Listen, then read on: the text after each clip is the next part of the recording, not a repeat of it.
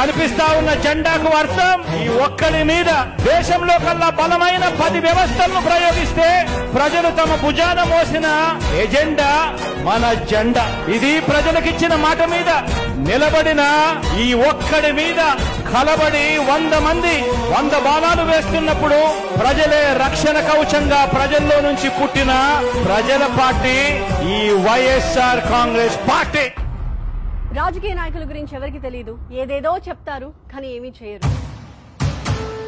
అందరూ అదే టైప్ కావచ్చు, కానీ ఒక్కడుంటాడు చెప్పిన ప్రతిదీ చేస్తాడు. అదేంటో ఇతను చెప్పనివి కూడా చేసేస్తున్నాడు.